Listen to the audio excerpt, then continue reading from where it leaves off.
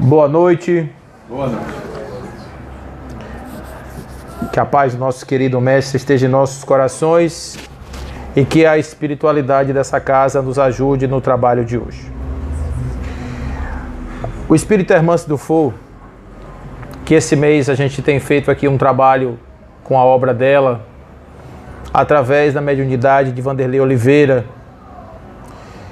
vai nos trazer hoje uma reflexão interessante a respeito das posições de poder e dos nossos condicionantes para estarmos nestes espaços de poder, nessas condições de poder. Eu vou explicar isso de uma forma que fique claro para todo mundo. Imaginem um terapeuta fazendo o atendimento de um paciente ou de um cliente. No momento em que essa pessoa traz um problema para o terapeuta se lembra que de alguma forma aquele problema que ele está ouvindo ali é dele também. Aquilo é algo que lhe fere a alma.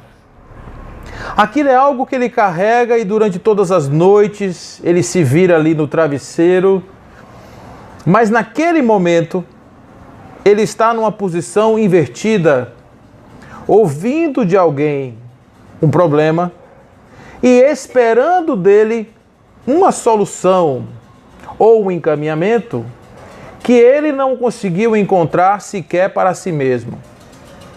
Vocês já imaginaram essa situação?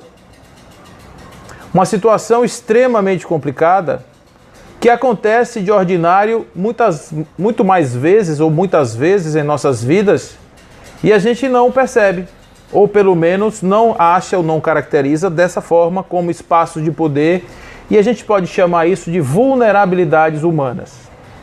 As nossas vulnerabilidades humanas, elas são apresentadas em todos os momentos em que nós nos relacionamos. Por quê? Porque todos nós ainda temos demandas interiores, que são demandas importantes, coisas que não foram trabalhadas, coisas que não foram bem elaboradas e que nós trazemos desde a infância. E que agora, já maduros, essas coisas muitas vezes nos assustam. Mas, ao invés de nós assumirmos essas posições, a gente esconde. Porque, de alguma forma, essas circunstâncias podem depor contra aquela imagem que nós estamos projetando de nós mesmos, sobretudo quando nós estamos em uma posição de liderança. Imaginem um general.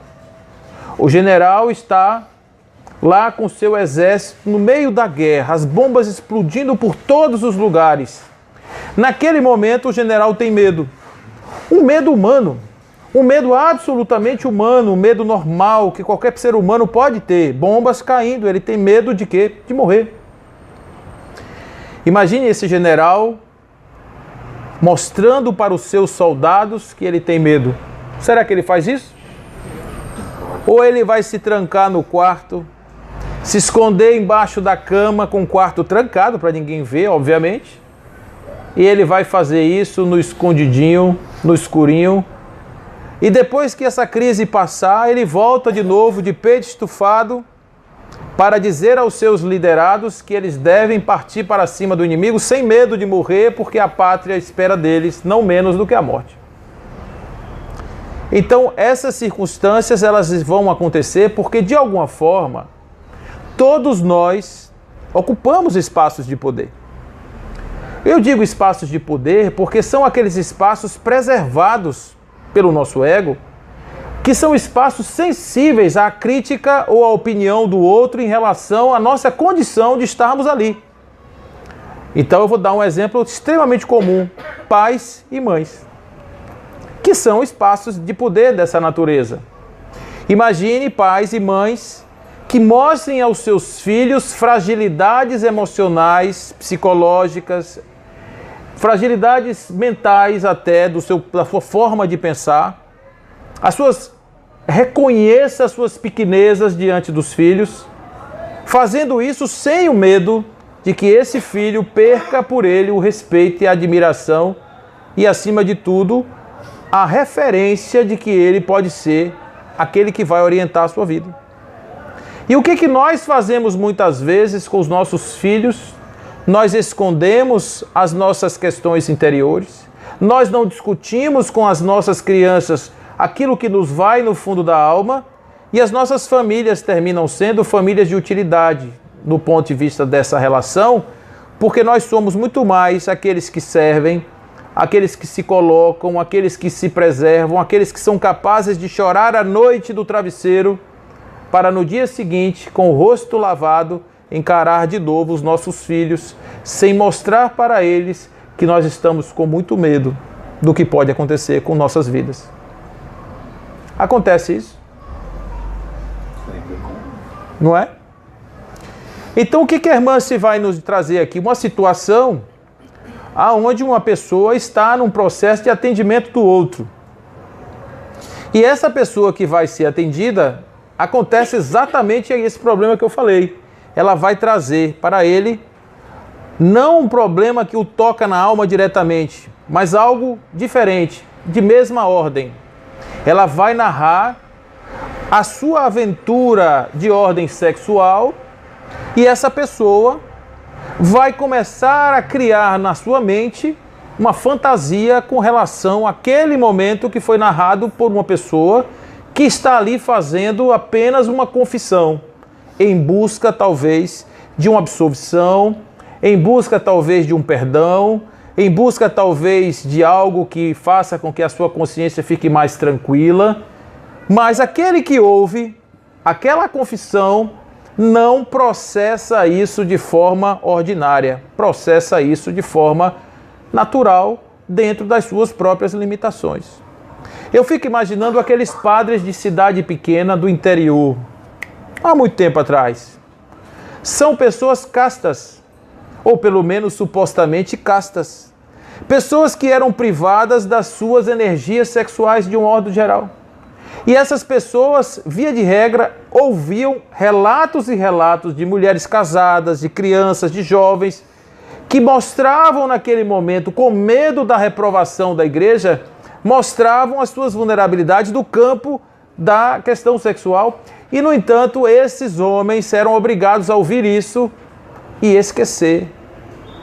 Mas como a gente sabe que os seres humanos, nós não controlamos nossas cabeças como a gente quer, do jeito que a gente gostaria, quem é aqui que é capaz de parar um pensamento que vem como um turbilhão parecendo um trem, tem a noite inteira? Quem consegue parar?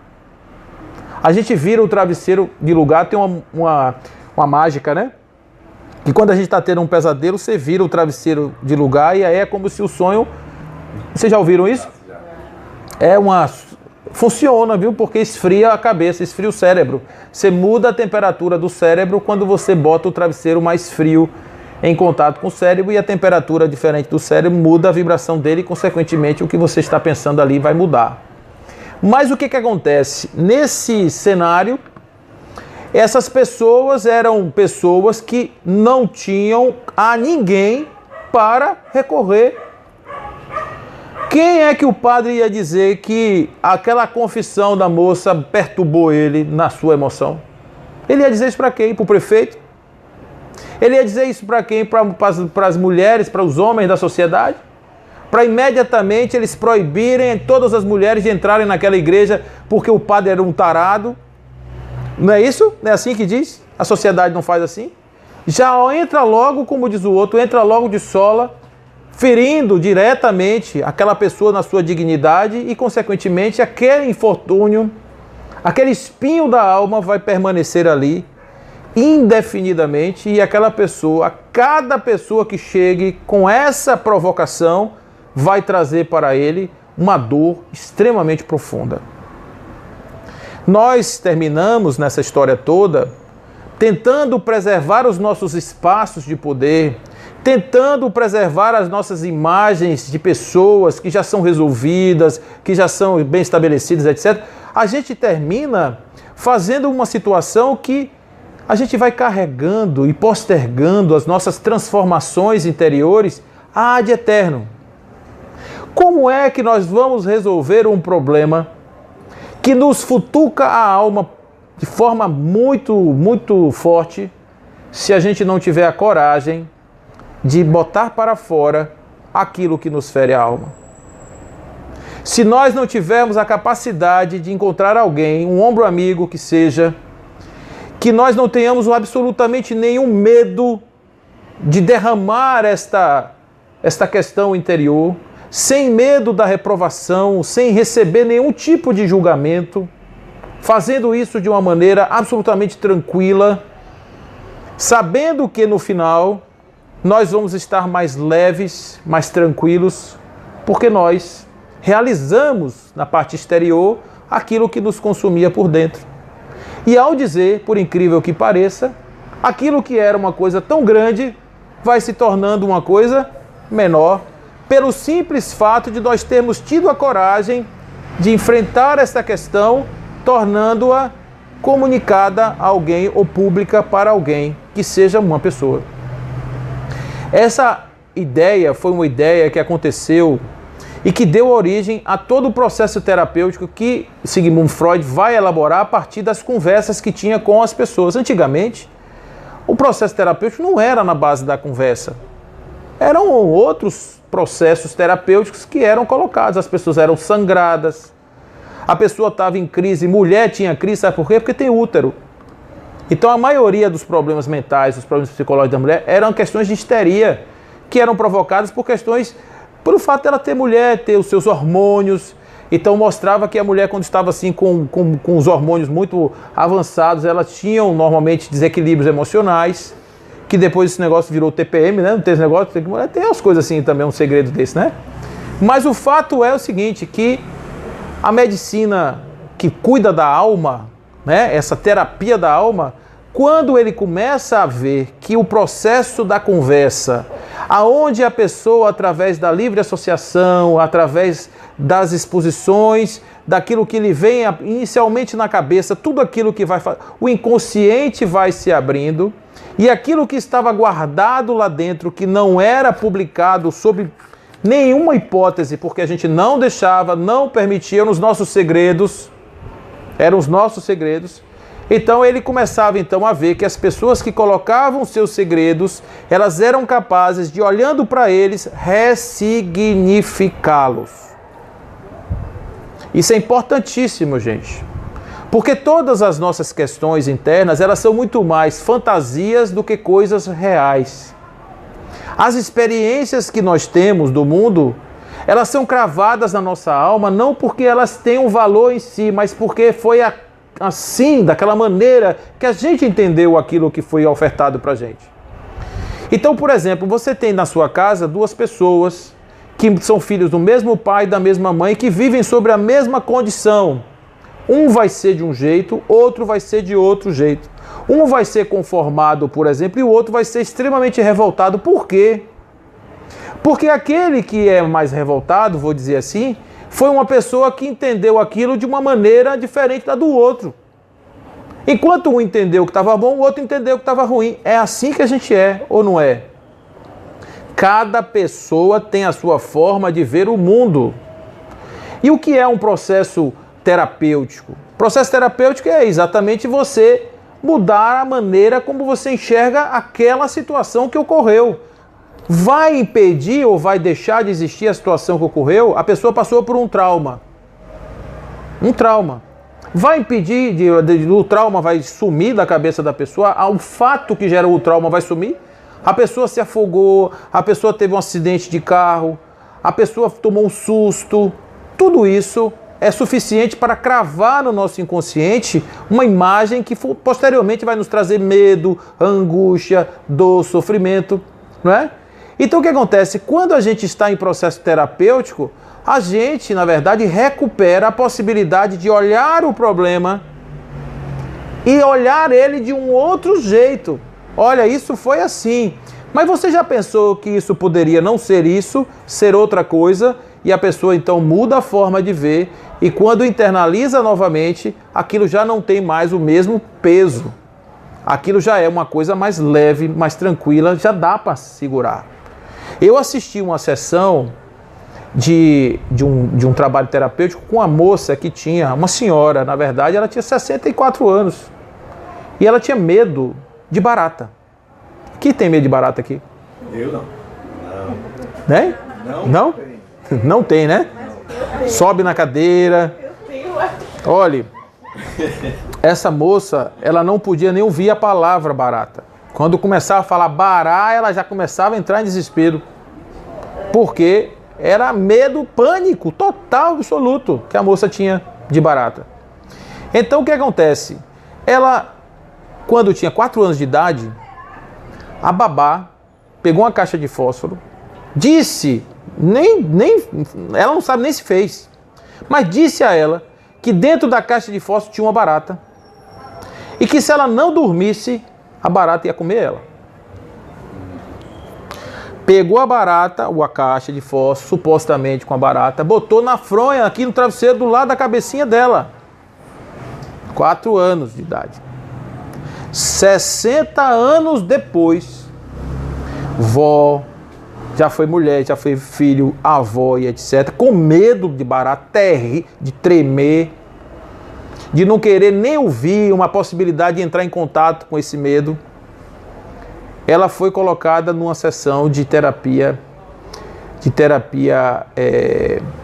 de análise transacional. E ela então foi instada a ter contato com a babá que fez isso, a moça lá. E a babá tomou um esporro 60 anos depois, sem estar presente. O terapeuta virou e disse assim: fulana, você não está vendo que não pode fazer isso com a moça? Que não se pode fazer isso com a criança? Que ela vai ficar com medo?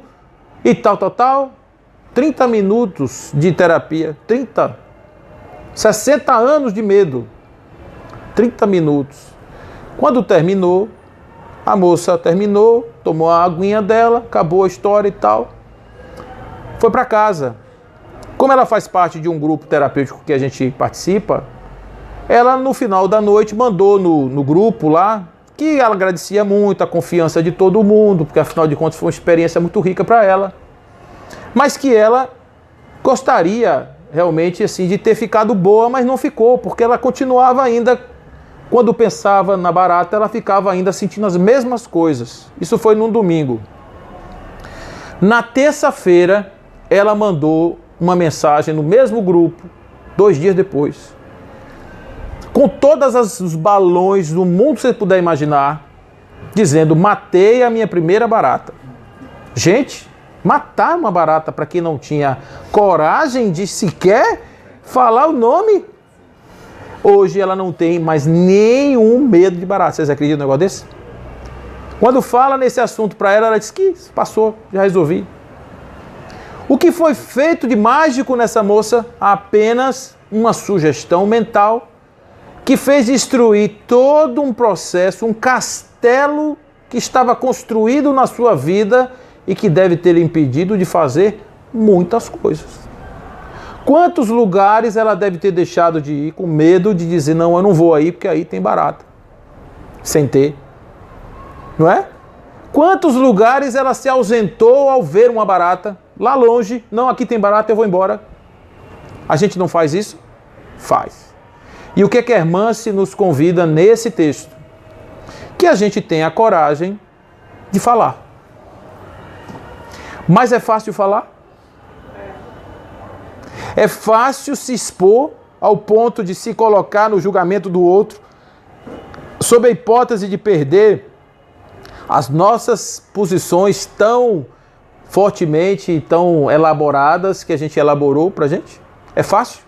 Admitir uma fraqueza. Admitir uma fraqueza? Vocês já imaginaram, gente, dentro de um centro espírita, como isso é difícil? Como isso é difícil? Sabe por que é difícil? Vou dar aqui um exemplo de um médium.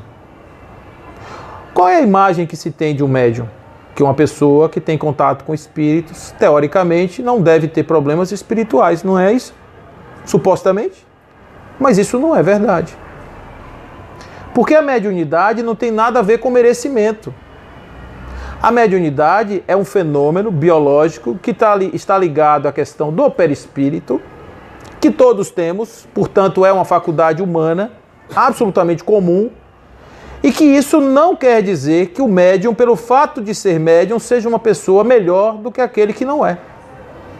Muitas vezes os médiuns têm dramas interiores terríveis e a mediunidade eclodida nele vem como remédio para as suas dores.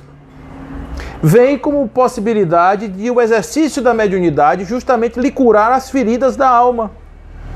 Mas isso não é uma coisa que os médiuns normalmente tenham coragem de assumir. Imagine que você faz uma consulta com um determinado médium e naquele dia especificamente o médium ele vai dizer: não, hoje eu não vou trabalhar porque hoje eu não estou em condições de trabalhar. Eu não estou emocionalmente em condições de trabalhar.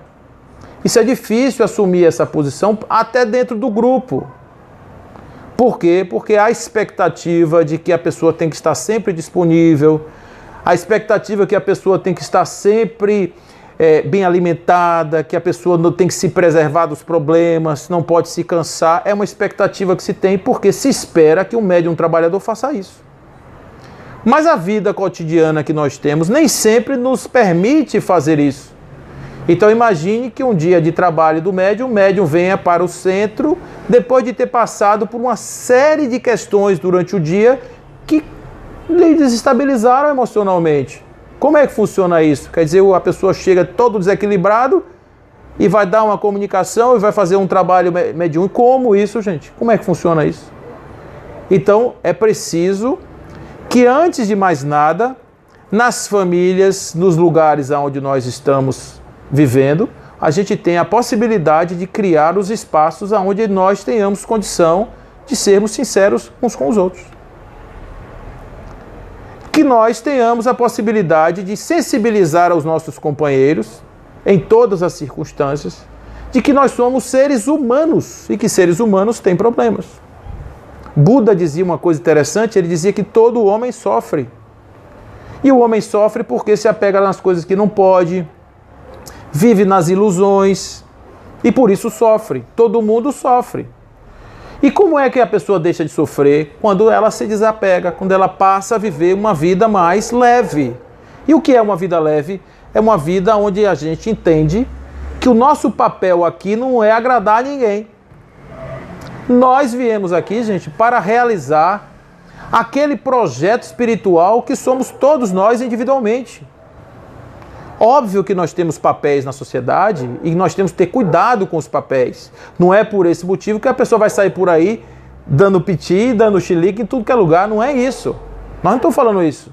Estamos falando da possibilidade de nós simplesmente dizer que não vamos levar para o túmulo coisas que nos complicam a alma, que nos apertam o coração. Olha, gente, a passagem do ser encarnado, do momento da encarnação para o momento da desencarnação, é algo que precisa ser desmistificado.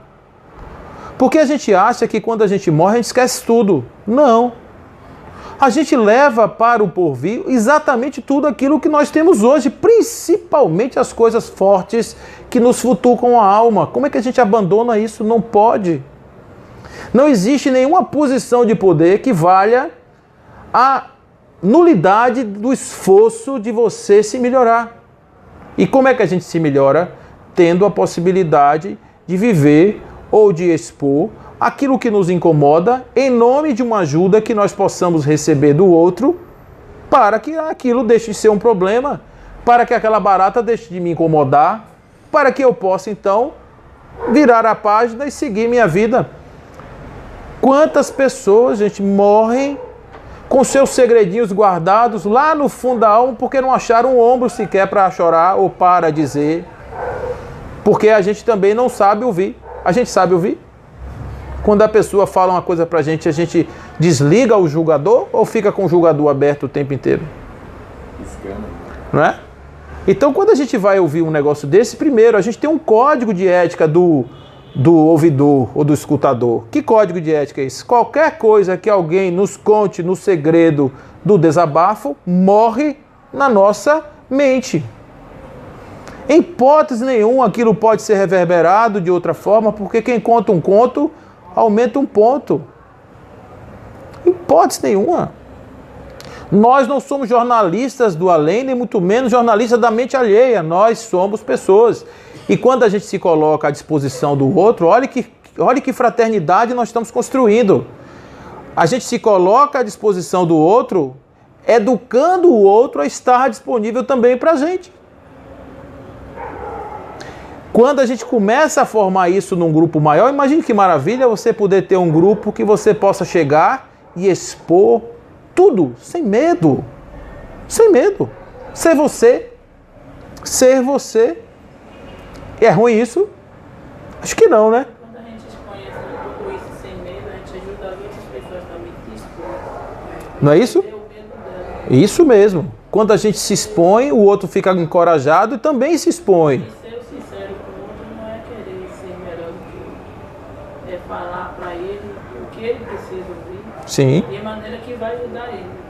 Uma pessoa me fazia terapia e eu disse a ele, você não precisa mais de terapia. Só precisa de resolver os seus próprios problemas. Sim. Tem 3 anos vocês fazendo terapia, a médica não lhe dá alta, não lhe dá um diagnóstico e toda semana você vai contar as mesmas questões. Entendi. As mesmas questões acontecem. Entendi. Então, no momento que você conseguir resolver os seus problemas, você não vai mais precisar de terapia. Isso é verdade. Agora veja só que coisa interessante você está trazendo. Tudo que você está falando aí tem muita propriedade, com algumas ressalvas, me permita assim apenas colocar. Muitas vezes quem traz um problema para a gente quer apenas falar, não quer ouvir nada. Sabe, gente? A gente tem essa mania de trazer de dentro da gente o velho sábio. Então a gente sempre vai ter um conselho para alguém que nos traz um problema. Então quem sabe do problema é quem sofre o problema. A gente jamais tem condição de dizer a alguém, olha, isso é uma coisa da sua cabeça. Claro que é da sua cabeça, senão não estaria ali dentro, né? Se é da pessoa, se a pessoa está sofrendo com isso, é da cabeça da pessoa. Agora, é imaginação? Não, existe o problema. Pode até não ser real, mas existe o problema. O problema está ali, ela criou o problema foi construído. Ela, de alguma maneira, elaborou isso e construiu. O que é que nós, como bons ouvintes, temos que fazer? Existe uma regra do bom ouvinte que é olhar-se no espelho. Vocês já viram essa regra? Olha, quando a gente olha no espelho, a gente tem 2 constatações importantes. Primeiro, a gente vai ver que a gente tem 2 orelhas e uma boca só.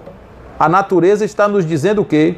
Você tem mais aparelhos para ouvir do que para falar.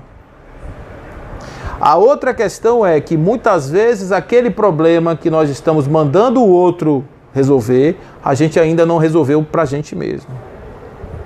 Eu me lembro que minha mãe dava remédio pra gente, era um remédio ruim, que pra mim era ótimo, eu era o único que gostava, chama óleo de fígado de bacalhau.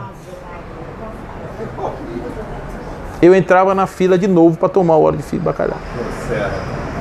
Mas minha mãe não fazia careta quando dava o óleo de fígado de bacalhau, sabe por quê? Porque não era ela que estava tomando, eram os meninos.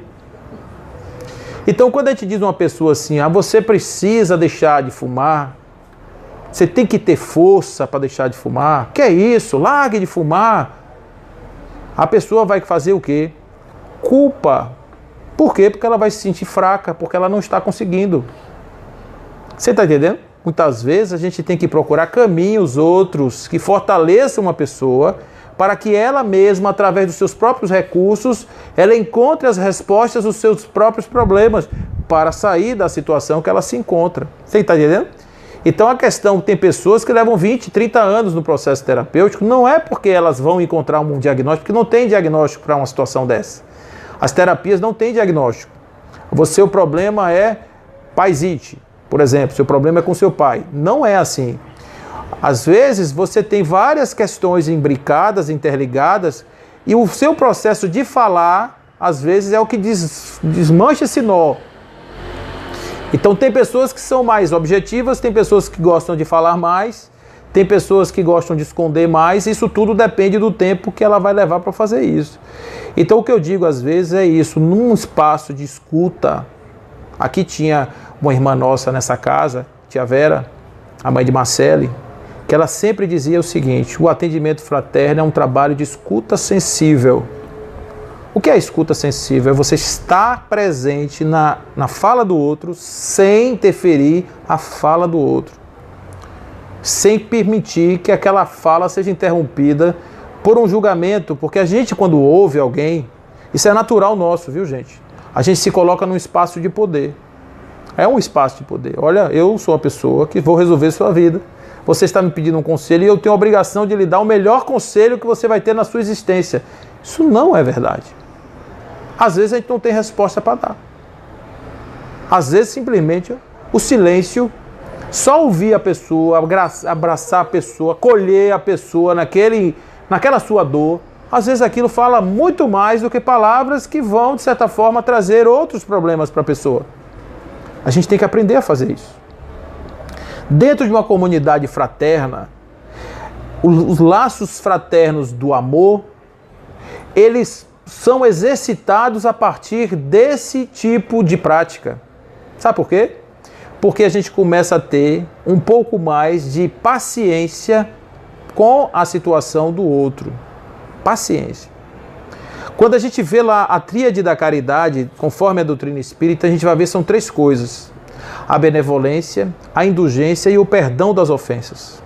A benevolência é o desejo de fazer o bem. O perdão das ofensas, todo mundo sabe o que é. Agora, a indulgência é uma coisa interessante, porque a indulgência é a possibilidade de você separar o ato do ator. É você poder, por exemplo, ver aquela pessoa, a pessoa chega para você e diz assim: eu acabei de matar uma pessoa. O que você faz? Você corre para a polícia?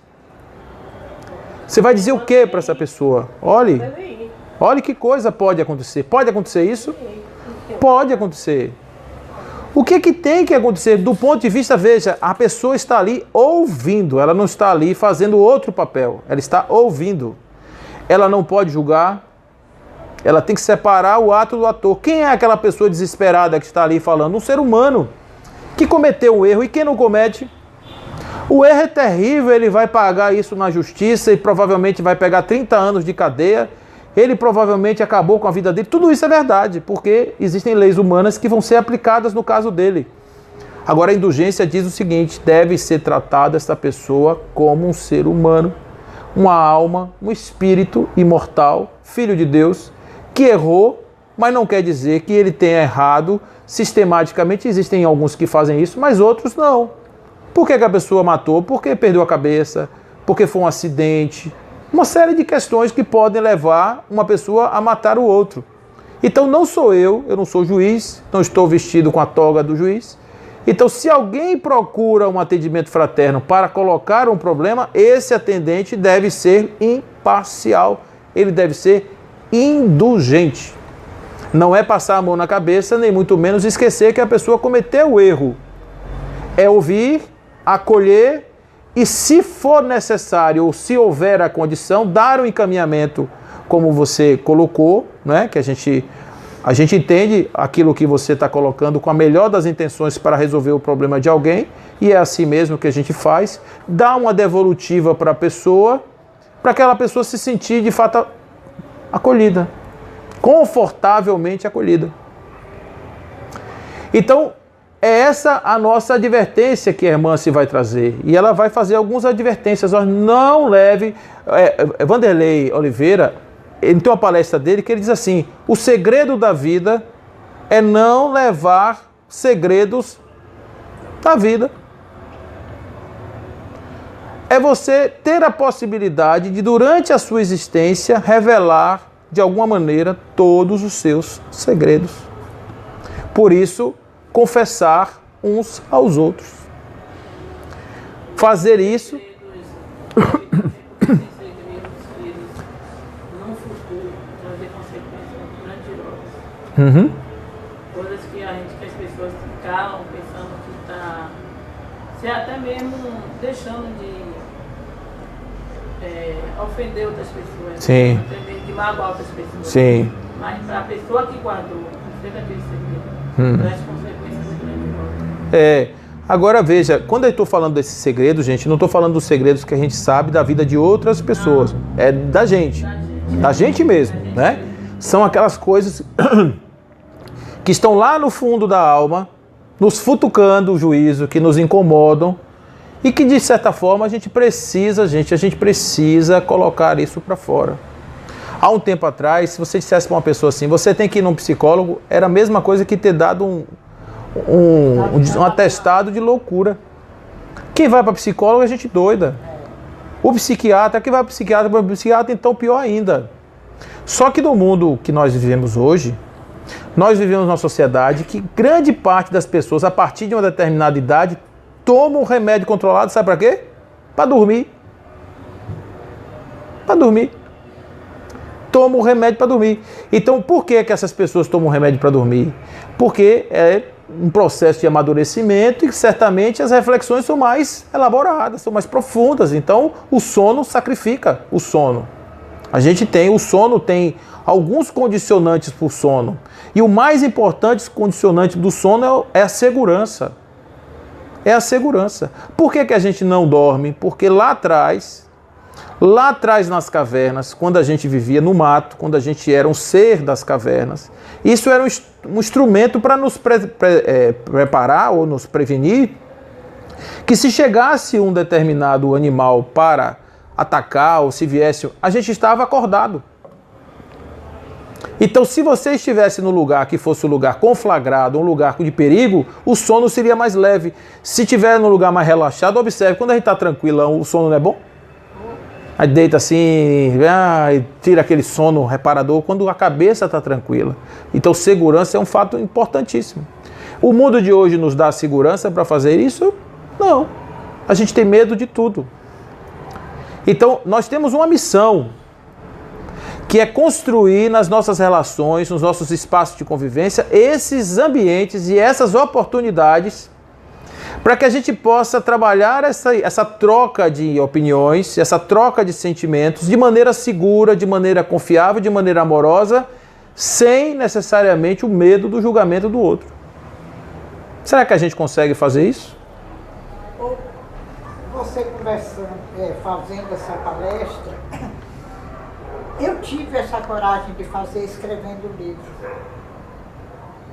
A minha autobiografia, eu começo do meu nascimento até o ano de 2017. Eu fiz uma verdadeira catarse. Colocando tudo para fora. Tudo para fora. Se vão aceitar, problema de cada um. Isso. Agora que eu me senti aliviada, me senti. Tirou um peso das costas? Tirei o peso das costas. É verdade, gente. Olha, alguém já experimentou isso também? Você está com uma coisa que está te agoniando, quando você bota para fora, você sente alívio. Já teve isso? Já teve? É assim que a gente funciona, viu, gente? É assim que a gente confia. E às vezes a gente não ter, ou não permitir que o outro faça isso, é às vezes uma falta de caridade, é ou não é?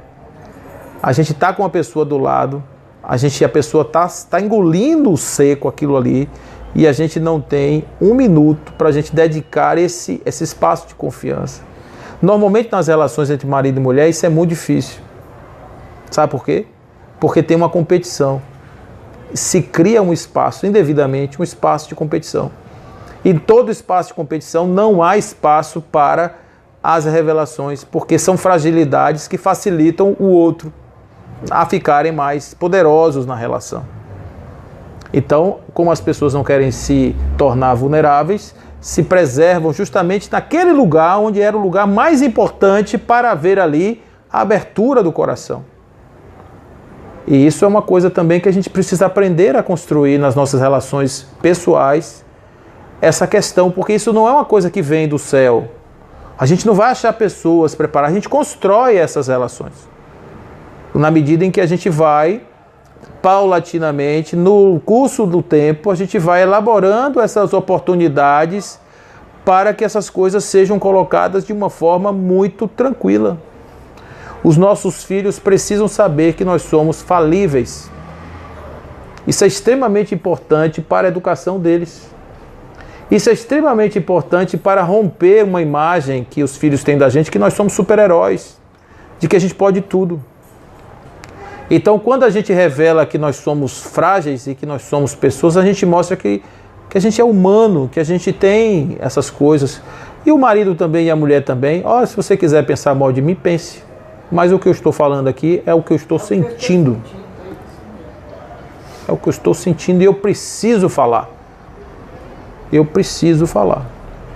E a gente precisa ouvir. Porque um outro cenário será o momento em que eu também teria vontade de falar e eu gostaria que o outro também me escutasse. Eu gostaria que o outro também me ouvisse. E se eu estiver numa situação, gente, que seja uma situação grandiosa, aonde me seja colocada uma situação assim de poder, de prestígio e etc., não é fácil a vida dessas pessoas. Não é. Porque essas pessoas têm que estar o tempo inteiro vigilantes se a sua imagem está sendo preservada. Olha o que aconteceu com o Neymar aí agora. Né? Aquela situação de Neymar, daquelas caídas que ele teve lá no campo de futebol, aquilo rendeu um prejuízo grande e há quem diga até que ele ganhou dinheiro com isso. Mas o fato é que aquilo, a única coisa que foi manipulada naquela história toda foi uma questão de quê? Da imagem dele. Olha como a gente vive no mundo midiático, o mundo da imagem. O mundo do Facebook é perigosíssimo, né? Porque as pessoas estão ávidas por publicar furos de reportagem. E a gente tem que preservar esse espaço nosso humano. Né? Isso a gente não pode, gente, de jeito nenhum, fazer das nossas vidas rádios, televisões, jornais da vida alheia. Não pode. Não pode. Não pode, porque isso é muito caro, isso é muito importante para todos nós, para a nossa saúde mental. É isso que a Hermância vem trazer. A Hermância é um espírito diferente dos tradicionais, até porque o trabalho que ela faz com o Vanderlei Oliveira é um trabalho de humanização. Ou seja, a Hermância está preocupada com o espírito, claro, mas ela está preocupada com o ser humano que hoje vive encarnado, que é o espírito encarnado, que tem seus problemas e que ele precisa resolver os seus problemas. Por isso que as mensagens dela são todas assim, voltadas para seres nos seus cotidianos de encarnados. E não mensagens de colônias espirituais ou de outras questões. Por isso que ela faz esse trabalho e tem essa preocupação. O livro dela, Reforma Íntima Sem Martírio, que é realmente uma proposta interessante da pessoa fazer tudo isso através da busca do auto-amor. Diz a Hermância Defoe o seguinte: se você não se conhecer, se você não se amar, se você não compreender que você é um espírito em fase de evolução e que, portanto, você tem o direito de ser simples e ignorante, você terá dificuldade de crescer, porque vai ficar tendo sempre que provar o que você não é e viver uma realidade que não é a sua. Então, quando a gente começa a fazer o trabalho de individuação, vamos dizer assim, da nossa personalidade, fazer essa junção desses nossos personagens em um único personagem autêntico que sou eu, a gente tem menos culpa, a gente tem menos dor, a gente tem menos ressentimento, a gente tem menos problema e a gente vive mais feliz. Sem medo, sem medo. Por que é que a gente vai fazer isso? Não, a gente sabe por que é que a gente vai fazer. A gente tem medo de ser rejeitado, a gente tem medo das pessoas não gostarem de como a gente é, a gente tem medo de um monte de coisa. Mas a gente tem que perder esse medo e fazer esse enfrentamento. Lá no Evangelho tem uma frasezinha bacana que diz assim: há que vir o escândalo, mas ai daquele por quem o escândalo vem. Tem dois significados isso interessantes, que a gente pode interpretar de duas maneiras. A primeira é aquela, o seguinte: o escândalo vai aparecer, mas coitado do fofoqueiro. Porque o fofoqueiro vai pagar o preço da sua fofoca, porque está disseminando o mal do outro. A outra interpretação é: todos nós temos defeitos, e uma hora esse defeito vai ter que aparecer. E quando ele aparecer, a gente vai ter que assumir as consequências do defeito que a gente carrega. Isso está claro nessa mensagem do Evangelho. Então, conforme assim Hermância nos diz, vamos assumir nossas personalidades, vamos assumir o ser que somos, vamos buscar os espaços de convivência. Esse é o trabalho que nós estamos buscando construir nessa casa. Particularmente, a gente está tentando fazer um trabalho desse aqui. Não é um trabalho fácil, porque nós também temos os nossos defeitos, as nossas limitações. Então é um processo de construção, de elaboração também nossa, no nosso processo de estar suportando fazer isso, estarmos preparados para a nossa comunidade, de um modo geral, se servir dessa possibilidade e esses espaços serem espaços, no fundo, espaços terapêuticos de alma, buscando as revelações interiores e o alívio das nossas angústias. Que a gente não somente use uma casa espírita para buscar o passe, mas também que a gente entenda que na casa espírita nós temos irmãos ávidos por nos receber de braços abertos, nos acolher amorosamente na escuta sensível e no trabalho de resolver as nossas questões, ajudando que a gente tenha força para fazer isso, sem querer resolver os nossos problemas, porque quando a gente arranja gente para resolver nosso problema, não é a gente que está resolvendo, são as outras pessoas que estão fazendo isso por nós. Tá bom? Vamos pensar sobre isso, porque essa mensagem é bem bacana. Fiquem com Deus. Muito bom.